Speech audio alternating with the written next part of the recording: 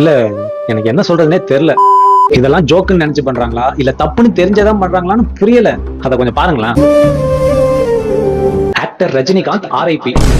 ஆர்ஐபினா Rajini in Poes கார்டனா. அவர் உங்களை என்னையா பண்ணாரு? சம்பந்தமே இல்லாம அவரு இன்ஸ்டா அக்கவுண்ட்ல 2018ல போட்ட போஸ்ட்ல போய் வன்மத்தை கக்கிட்டு இருக்காங்க. தொடர்ந்து 3 நாளா இவங்க ரஜினிகாந்த் சார் அட்டாக் பண்ணிட்டு இருக்காங்க. இப்போ கூட போய் அவரோட Insta post comment section open பண்ணி பாருங்க.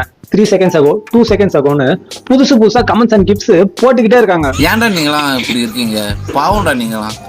நெட் டேட்டா போட்டு இப்படி இவங்க ரஜினிகாந்த் சார் அட்டாக் பண்றதுக்கு காரணம் அவர் கொடுத்த இன்டர்வியூ ஒண்ணு. 2001 நீங்க தேர்தல் கட்சி வச்சிருந்தா வெற்றி பெற்றலாம் என்ற ஒரு சொல்லப்படுகிறது. அது வந்து நினைக்கிறீங்க? இல்ல 100% வெற்றி பெற்றுப்பாங்க.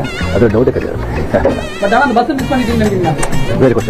ரஜினிகாந்த் சாருக்கு விஜய் அண்ணா சிஎம் ஆனதை பொறுத்துக்க முடியலையா, பைத்தறிச்சல் பண்றாராம். அதனால இம்மெச்சூர் ஆடியன்ஸ் அவர் போட்டு பொக்குன்னு அடிச்சிட்டு இருக்காங்க. ஊர் சபைனால பேசாம இருக்கிறேன். மொத்த பேரை அடிச்சு விட்டுருவேன். விஜய் அண்ணா சிஎம் ஆனதுக்கு ரஜினி சார் ஏன்டா பொறாமப்படணும்? இதுக்கு முன்னாடி சிஎம் இருந்த ஸ்டாலின் சார் தானே பொறாமப்படணும். Scientifically விஜய் அண்ணா சிஎம் ஆனதுக்கு ரஜினிகாந்த் சார் விஷயம் பண்ணிட்டாரு. அவர் பண்ண ஒரே தப்பு இந்த அறிக்கையை விட்டதான். அதுலயும் முக்கியமா அந்த லைன். இதுலதான் அனில் ட்ரிகர் ஆயிட்டாங்க. அதுக்குன்னு ஆர்ஐபி அது இதுன்னு மீம் போடாதீங்கடா, பாவம் அவரு.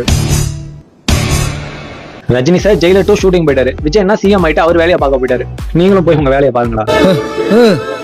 போய் புள்ள குட்டிங்களை படிக்க வைங்கடா டேய்.